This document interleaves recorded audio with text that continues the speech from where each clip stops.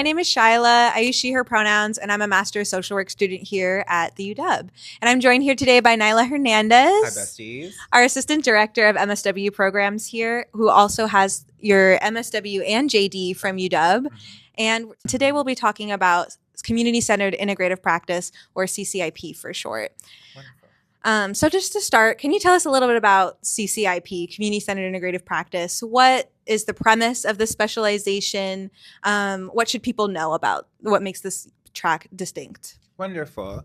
So I think going back to what you already said is a great starting point is each of our specializations focuses on a different ecological system. As you mentioned, CCIP focuses on a meso-level. So really when you're thinking about what do I do with like a CCIP specialization or what type of work is this? It's really about folks who are wanting to make structural change in communities that they're in and build what we call relational ecosystems, where it's like, how are we building up and making change by stewarding community strength? And so what I mean by that is you are really making sure that there's an intention about how you're facilitating and how you're coming in and how you're helping folks not just navigate systems, which is really like a clinical practice. So CCIP does merge between the micro and the macro level. And so it's really important for our students to know that you might be a liaison between different community settings. Like one day you might be helping somebody through a crisis, right? That's just showing up by being a community organizer, for example. And then the next day you might be helping them share their story in a public forum, right? Or you might be helping lead or facilitate participatory budgeting meeting, right? What you do on the daily might shift depending on the context that you're in, but at the end of the day, what CCIP is being from and for your community, and building partnerships that will eventually affect change. I love that. And I love that you use the word liaison. I think that beautifully describes this kind of mitigation that meso-level social work does. And I think like you mentioned, bridges kind of those three areas, micro, meso, macro social work all together.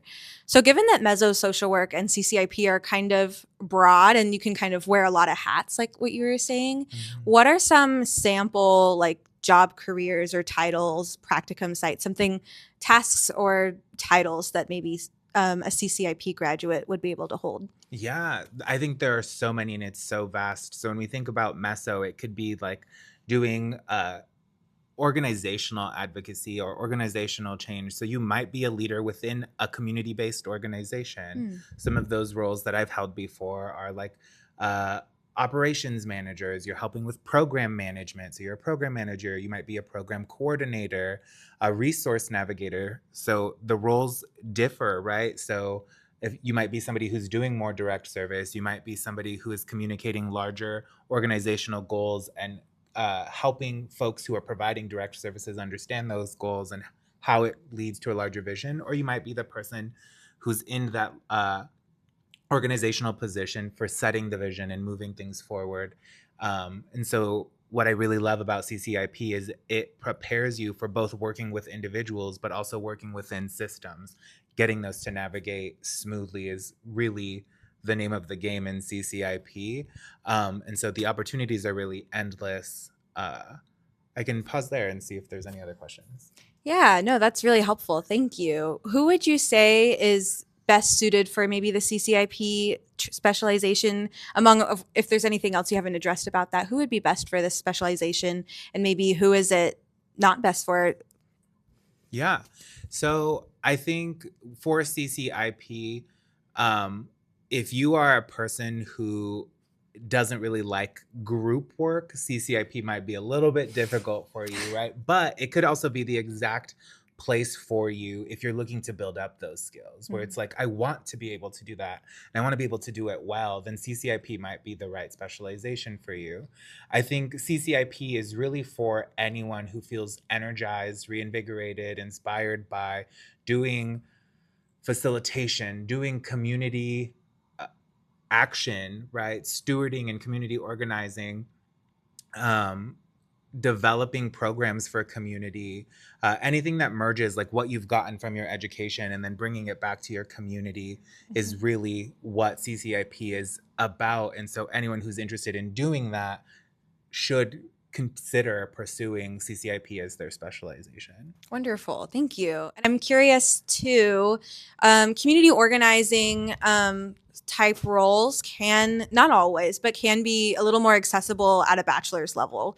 What would be the benefit of someone earning their master's in social work and studying CCIP and going back to community organizing? What do you think they would learn that's new in the master's program that maybe they either wouldn't have gotten from previous experience, or how would it add to the experience that they already have in those settings? That's a fabulous question. I think the main thing that I think that most bachelor's programs will prepare our students for is like entry-level social work. So you're doing immediate direct service, crisis intervention, those types of like positions that are working with folks one-on-one, very direct service-oriented work. Right. I think coming back to get your master's in social work in particular, and then specializing in CCIP is really going to help you understand, it's like, why am I doing this direct service? What is the larger program goal? How do I get this to shift conditions? So it's more of like strategic action that you might not get in your bachelor's. That's not to say that a bachelor's program won't prepare you for that.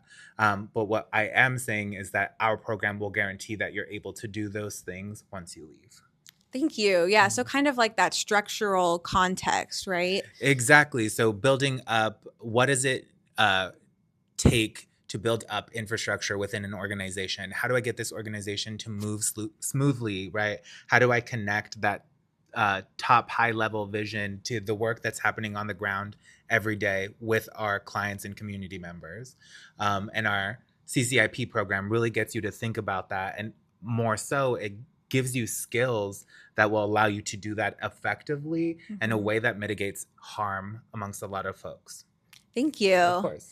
Awesome. I'm curious, what are the biggest opportunities for prospective CCIP graduates and students in the field of social work? What are some big opportunities and current events that are most relevant to meso-social work at this time? Yeah, I think so I'll speak from experience, where I felt the CCIP curriculum really coming to benefit me as a social worker was when I was working for grassroots organizations.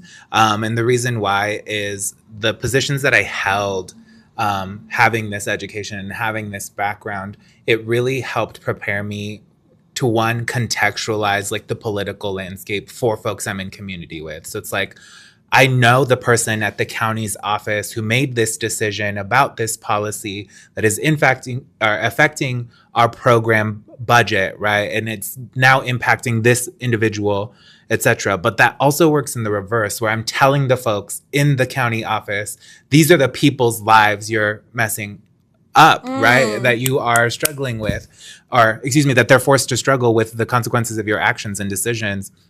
And so what I really feel like benefits the CCIP program and what it opens doors for is being able to be like what I would consider like a systems translator, where it's like, this system works this way. This is how we navigate it, right? Or these are your options to navigate it. And then you explain that to somebody. It's like, hey, these are the different effects that your decisions, your limited decisions because of the system we're operating within, right? That your limited decisions are going to then affect or play out in these ways. And you can explain to them, like, this is what you can anticipate. Vice versa, again, you could tell folks, like, these are the tangible effects that you're having. And so it really helps to build narratives when you are trying to get legislators to like move one way or another, or if you're trying to advocate in something on behalf of your community. But it also helps contextualize like why decisions are being made, especially when they're beyond your control and our community members don't understand that. We're just the people who are forced to tell them, no, we don't have this resource, or that's not something that's possible. But what CCIP does tell you to think about is like, when those moments happen, like, what is possible? What are all the things that you can do? And so that's why I really love CCIP as a specialization.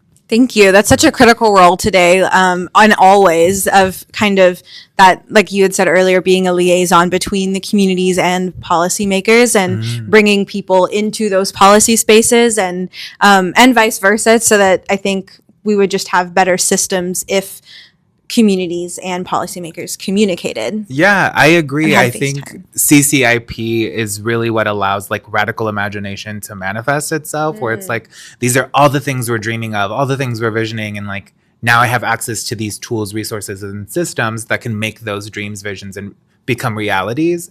And so I agree. I think it's incredibly important and super humbling to have been a part of. I love that. Thank you so much, Nyla, Of for course. joining today. Thank you. Bye, besties.